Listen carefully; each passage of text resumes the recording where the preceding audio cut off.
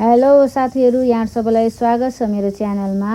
हजुरहरुले हेरिरहनु भएको छ यो घाँसहरु म चाहिँ पन्साउँदै छु। किन भन्दा अब चाहिँ लसुन रोप्ने सिजन आयो, सो बारीलाई सुगोर सफा गर्नुपर्छ।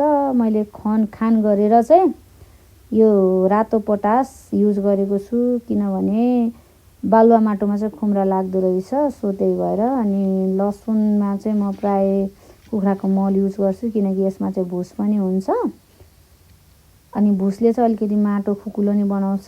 पानीहरू हाल्दाखेरि पानी पनि अलि बढी दिनसम्म सोचेर अलि दिनसम्म चिसो राख्छ। सो म चाहिँ कुखुराकै मल प्रयोग गर्न मन पराउँछु। अनि मैले चाहिँ हजुरहरूले हेर्न सक्नुहुन्छ, मजाले ढुङ्गाहरू केलाएर एकदम माटोलाई मसिनो बनाएर लसुन रोप्ने तयारी गर्दैछु। किनभने जति तपाईँले माटोलाई लसुन रोप्नुभन्दा अगाडि नै ढुङ्गाहरू जराहरू केलाउनुहुन्छ, त्यति नै चाहिँ दोहोऱ्याएर लसुन गोड्ने बेलामा चाहिँ जरा धेरै खोताल्नु पर्दैन। अनि सकेसम्म लसुन रोपिसकेपछि चाहिँ जराहरू धेरै खोताल्नु भएन भने चाहिँ तपाईँको लसुन अलि राम्रो हुने, ठुल्ठुलो पोटी लाग्ने हुन्छ।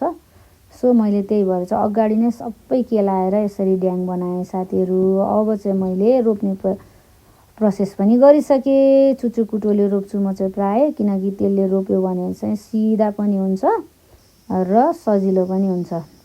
मैले तपाईँले हेर्न सक्नुहुन्छ, धेरै नजिक पनि रोपेको छुइनँ, धेरै टाढा पनि ठिक्क रोपेको छु। धन्यवाद साथीहरू मेरो भिडियो हेर्नुभएको लागि। मेरो भिडियो मनपर्छ भने च्यानललाई सब्स्क्राइब गरिदिनु होला।